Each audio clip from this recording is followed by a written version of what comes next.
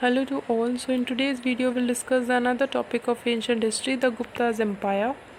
So we'll begin with the brief introduction of Gupta's empire. So after the fall of Mauryan empire, the Kushans in the north and Satavans in the south held power. जब Mauryan empire का fall हो गया उसके बाद Kushans ने north में and then सतावंस ने south में अपनी पावर को इस्टेब्लिश करा, लेकिन बाद में गुप्ताज ने कुशान्स को नॉर्थ से रिप्लेस कर दिया with it centre of power Prayag. Gupta's period in Indian history is considered as the golden age of India. गुप्त काल को हम भारतीय इतिहास का स्वर्णिम काल भी कहते हैं. इस वंश की स्थापना श्री गुप्त ने 240 ईस्वी में करी. The last ruler of Gupta dynasty Budhagupta ruled till 495 AD. Budhagupta जो कि इस डायनेस्टी के लास्ट रूलर थे, उन्होंने 495 AD तक रूल करा, लेकिन उनके बाद जितने भी उत्तराधिकारी आए गुप्त डायनेस्टी के उन सभी ने 7वीं सेंचुरी तक रूल करा, लेकिन वे सभी पूर्णतः शक्तिहीन रहे. कुछ रूलर्स जो इस डायनेस्टी के काफ़ी ज़्यादा इम्पॉर्टेंट हैं, सबसे पहले हैं Chandragupta, then Samudragupta, then Chandragupta Vikramaditya and then Skandagupta. ये कुछ फेमस रूलर्स हैं of Guptas dynasty. Then Samudragupta was a great warrior expanded his empire. जो समुद्रगुप्त थे वो एक ग्रेट वॉरियर थे और उन्होंने जो अपना एम्पायर था बहुत ज़्यादा एक्सपेंड करा था, नई नई टेरिटरीज़ को अपने एम्पायर के अंदर इंक्लूड करा था. Then Chandragupta Vikramaditya was a great emperor. During his period, art, culture, education, Vedas and architecture flourished in India. जो चंद्रगुप्त विक्रमादित्य थे वो एक ग्रेट एम्परर और वॉरियर तो थे ही, लेकिन इसके अलावा उनके जो ज़्यादा रुझान था वो सब art, culture, education, Veda, architecture इन सभी में ज़्यादा था. इसी वजह से उनके पीरियड में आर्ट, कल्चर, एजुकेशन इन सब का फ्लरिश इंडिया में बहुत ज़्यादा हुआ. देन फाहियान जो कि चीनी यात्री थे, जो कि चंद्रगुप्त विक्रमादित्य के टाइम पे पाटलिपुत्र में आए, उन्होंने जब पाटलिपुत्र को देखा उन्होंने डिस्क्राइब करा पाटलिपुत्र को as a world best city. Then in the 5th century, Huns attacked Gupta Empire. Later on, weak emperors of Gupta's empire lost against Huns. 5वीं शताब्दी में हुन्स ने गुप्ताज एम्पायर पे अटैक करा. उस टाइम पे जो रूलर थे उन्होंने हुन्स का काफ़ी डटकर सामना करा, लेकिन बाद में जो रूलर्स आए वो काफ़ी ज़्यादा वीक थे. सो उसकी वजह से वो लोग हुन्स से हार गए एंड देन गुप्ताज एम्पायर का एंड हो गया. सो हमारा इंट्रोडक्शन यहाँ पे ख़त्म हो जाता है और यहाँ से हम आगे गुप्ताज डायनेस्टी के रूलर्स के बारे में डिटेल में पढ़ेंगे. सो सबसे पहले आते हैं Srigupta and Ghatotkacha. The reigns of Maharaja Srigupta considered by many historians to be the starting point of Guptas empire. ये माना जाता है कि गुप्ता एम्पायर की जो नींव थी वो श्रीगुप्त ने रखी थी और ये पहले शासक बने ऑफ गुप्ताज डायनेस्टी. 40 साल तक इन्होंने रूल करा ओवर द गुप्ताज एम्पायर. जब इनकी मृत्यु हो गई इनके बाद इनका बेटा घटोत्कच रूलर बना ऑफ गुप्ता डायनेस्टी और उसने रूल करा फ्रॉम 280 टू 319 AD तक. देन 4वीं सदी की शुरुआत में गुप्त वंश ने मगध के एक छोटे से हिंदू राज्य और वर्तमान के बिहार से अपने शासन की शुरुआत करी. ठीक है, सो बिहार के एक छोटे से हिंदू राज्य से उन्होंने अपने शासन की शुरुआत करी. सो हमारे श्रीगुप्त और घटोत्कच यहाँ पे ख़त्म हो जाते हैं. उनके बाद हम चंद्रगुप्त प्रथम के बारे में पढ़ेंगे. सो श्रीगुप्त और घटोत्कच के बाद चंद्रगुप्त राजा बने of Gupta dynasty. Chandragupta was the son of Ghatotkacha. Ghatotkacha के बेटे थे चंद्रगुप्त प्रथम and succeeded his father. He was the first powerful ruler of his dynasty. Gupta empire के पहले पावरफुल रूलर बने Chandragupta first. Chandragupta adopted the title of Maharaja Dhiraj meaning kings of kings. जो चंद्रगुप्त प्रथम थे उनको टाइटल दिया गया था महाराजा धीराज, यानी कि राजाओं के भी राजा, ये टाइटल उनको दिया गया था. देन एक चंद्रगुप्त प्रथम ने एक विवाह संधि करी थी जिसके कारण उन्होंने कुमार देवी जो कि मगध की राजकुमारी थी उनसे विवाह करा और दहेज में उनको मगध मिला.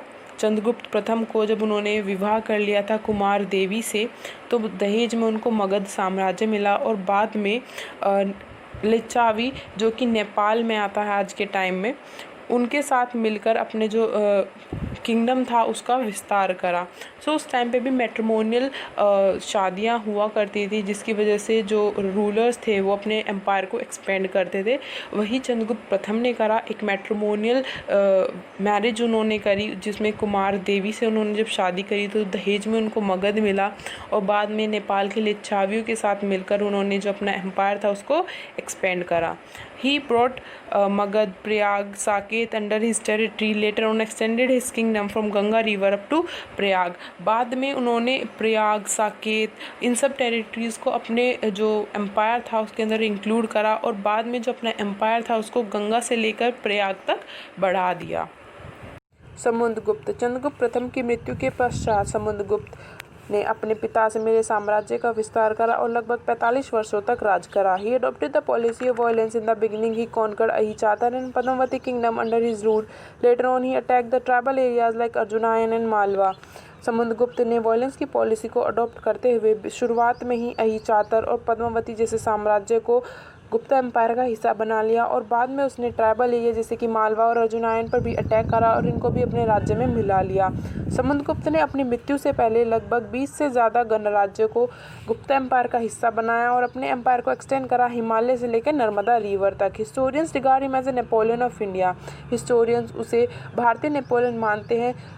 समुद्रगुप्त एक अच्छा योद्धा तो था ही, बल्कि साहित्य प्रेमी भी था। उसने वर्तमान के कश्मीर और अफगानिस्तान पर भी अपना शासन किया था। समुद्रगुप्त के बाद आता है चंद्रगुप्त द्वितीय। Many historians believe that Chandragupta second was nominated by his father Samudragupta as a next higher emperor. Historians believe करते हैं कि समुद्रगुप्त ने चंद्रगुप्त द्वितीय को अपना उत्तराधिकारी घोषित किया था। But Ramagupta, the eldest son of Samudgupta, succeeded his father and became the emperor. Ramagupta को लेकर इतिहास में मतभेद है। कहा जाता है कि वो समुद्रगुप्त का ज्येष्ठ पुत्र था, किंतु एक कुशल शासक न होने के कारण उसको शासन से उतार दिया गया और उसके पश्चात चंद्रगुप्त सेकंड गुप्ता एम्पायर का राजा बना। Chandragupta killed him and ascended the throne. He is the most commonly known as Vikramaditya. Chandragupta second को हम इतिहास में चंद्रगुप्त विक्रमादित्य के नाम से भी जानते हैं। He married the Kadam princess Kuntala, और उसने अपने राज्य का विस्तार करते हुए मालवा, गुजरात और सौराष्ट्र के क्षेत्रों को पराजित कर दिया। He capture Bengal after defeating his biggest enemy Rudrasinha. उसने अपने सबसे बड़े शत्रु रुद्रसिन्हा तृतीय को पराजित किया और बंगाल पर अपना आधिपत्य स्थापित करा। उसका राज्य हिंदू संस्कृति, कला और विज्ञान के विकास के लिए जाना जाता है। उसने अपने काल में बुद्ध और जैन धर्म का प्रचार करा, जिसके कारण उसके शासन काल में बुद्ध कला का काफ़ी ज़्यादा विकास हुआ। उसके राज्य के बारे में विस्तार से जानकारी हमें उस चीनी यात्री फाहियान के लेखों से मिलती है। चंद्रगुप्त के दरबार में नवरत्न दरबारी थे। सभी दरबारी अपनी अपनी कला में निपुण थे। उनमें से फेमस हैं कालिदास, वेताल भट्ट, वराहमिहिर, वारुची, अमर, अहिष्मा, धन्वंतरी, कशापक, शांकु, गहत कुपरा। ये नवरत्न दरबारी थे चंद्रगुप्त द्वितीय के दरबार। Kalidas, he was an a famous Sanskrit writer and poet of Chandragupta's court. Kalidas famous writer और पोएट थे चंद्रगुप्ता सेकंड के कोर्ट के। उन्होंने फेमस प्लेस लिखे जैसे कि अभिजान शकुंतलम, मालविकमित्रम, विक्रमो वास्यम, और फेमस पोएम्स हैं उनकी जैसे कि रघुवंशम एंड कुमार संभवा। देन वराहमिहिर, जो कि एस्ट्रोनॉमर, एस्ट्रोलॉजर और मैथमेटिशियन थे गुप्ता एरा के, और उन्होंने एक बुक लिखी थी पंच सिद्धांतिका, जो कि बुक थी on astronomy, mathematical astronomy. Amar Ahishma, known for he Sanskrit thesis Amarkosh. Amar Ahishma ने संस्कृत में अमरकोश लिखा था, उसके लिए वो फेमस थे। देन धन्वंतरी, जो कि नवरत्नों में से एक थे, वो वर्ल्ड के फर्स्ट सर्जन और मेडिकल प्रैक्टिशनर थे। देन चंद्रगुप्त सेकंड के बाद कुमारगुप्त एंड स्कंदगुप्त आ जाते हैं। Kumaragupta succeeded his father Chandragupta second. He adopted the title of Mahendra Aditya. Kumaragupta ने अपने पिता चंद्रगुप्त को सक्सीड करा और उसके बाद गुप्त एम्पायर का राजा बना और उसको महेंद्र आदित्य की उपाधि दी गई। He build the Buddha university at Nalanda. उसने नालंदा में बुद्ध यूनिवर्सिटी का निर्माण करा, जो कि आज के टाइम बिहार में है। देन कुमारगुप्त के बाद स्कंदगुप्त गुप्ता एम्पायर का राजा बना। Skandagupta succeeded his father Kumaragupta. He is considered as the last ruler of Gupta dynasty. Skandagupta को माना जाता है कि वो लास्ट रूलर था गुप्ता डायनेस्टी का। He also adopted the title of Vikramaditya and Karmaditya.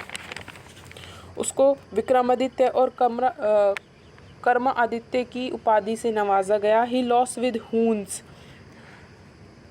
Skandagupta का सामना श्वेत हुनों से हुआ। उसने उन सभी से डटकर सामना करा, लेकिन एक हद तक उनको रोके रखा। लेकिन बाद में हुनों से उसे काफ़ी ज़्यादा नुकसान हुआ, जिसकी वजह से वो बाद में उनसे हार गया। Then end of Guptas empire, यानी कि गुप्ता एम्पायर का पतन किस तरह हुआ। After the death of Skandagupta Gupta empire begins to fall. जब स्कंदगुप्त की मृत्यु हो गई उसके बाद से ही गुप्ता एम्पायर की जो पतन था उसकी शुरुआत हो गई। Some of the weak rulers after Skandagupta were Purugupta and Buddhagupta. जब स्कंदगुप्त की मृत्यु हो गई उसके बाद 7वीं सेंचुरी तक गुप्ताज के जो रूलर्स थे उन्होंने रूल करा। और उनके बाद जो स्कंदगुप्त के पास बाद जो वीक रूलर्स आए जैसे कि पुरुगुप्त और बुद्धगुप्त, इन्होंने रूल करा। इन 480 AD Hund's defeated Gupta's and conquer most of the territory. 480 ईस्वी में श्वेत हुनों ने गुप्ता साम्राज्य की कमर तोड़ दी। श्वेत हुनों ने अधिकांश इलाकों पर अपना आधिपत्य स्थापित करा, जिसकी वजह से गुप्ता एम्पायर का पूरी तरह से पतन हो गया। Life in Guptas age. So हम अब इसमें पढ़ेंगे वहाँ के economy, administration, political life, social life, literature, art किस तरह की थी गुप्ता एरा के टाइम पे। सो हम यहाँ से वो पढ़ेंगे। तो सबसे पहला आता है एडमिनिस्ट्रेशन, यानी कि जो गुप्ता एम्पायर था उसका एडमिनिस्ट्रेशन किस तरह का था। जो रूलर्स थे गुप्ता डायनेस्टी के, उन्हें काफ़ी वो अडॉप्ट करते थे टाइटल, जैसे कि महाराजा धीराज, ठीक है।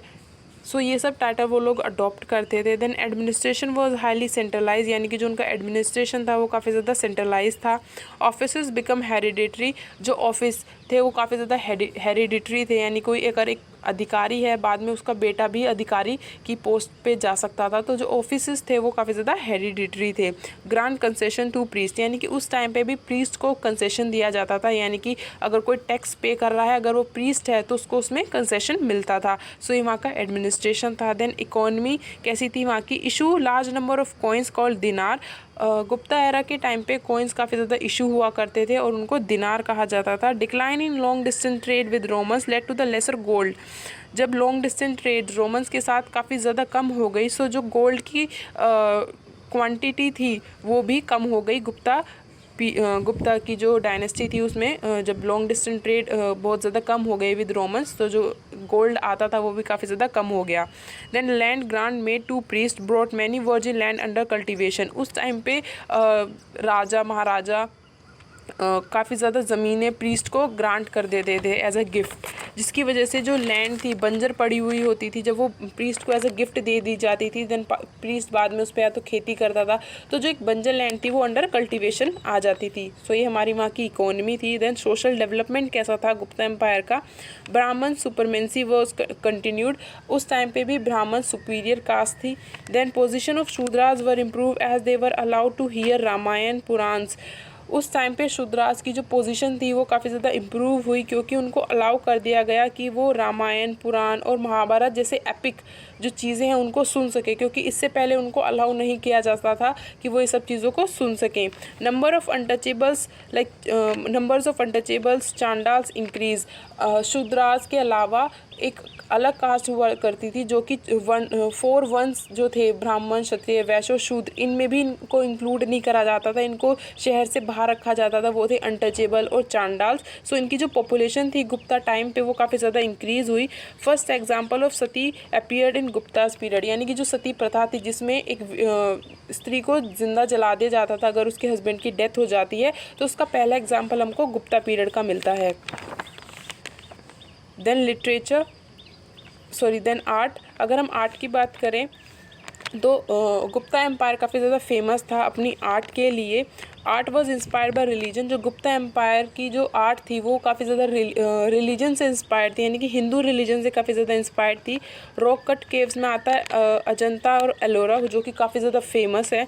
देन स्ट्रक्चरल टेम्पल जैसे कि दशावतारा टेम्पल्स ऑफ देवगढ़, उसमें जो जिस तरह से उस टेम्पल को बनाया गया है वो काफ़ी ज़्यादा सुंदर है। देन बाद में स्तूपाज, रत्नागिरी का जो स्तूपा है जो कि उड़ीसा में वो काफ़ी ज़्यादा फेमस है। देन पेंटिंग्स, अजंता की पेंटिंग काफ़ी ज़्यादा फेमस है। देन अगर हम लिटरेचर की बात करें गुप्ता टाइम की, मुद्राराक्षा को विशाखदत्ता ने लिखा, अभिज्ञान शकुंतलम कालिदास ने लिखा। कालिदास चंद्रगुप्त द्वितीय के कोर्ट के नवरत्नों में से एक थे। और पंचतंत्र को विष्णु शर्मा ने लिखा। सो लिटरेचर और आर्ट गुप्ता एम्पायर के दोनों ही काफ़ी ज़्यादा फेमस थे। सो हमारा गुप्ता एम्पायर यहाँ पे ख़त्म हो जाता है। So see you in the next video.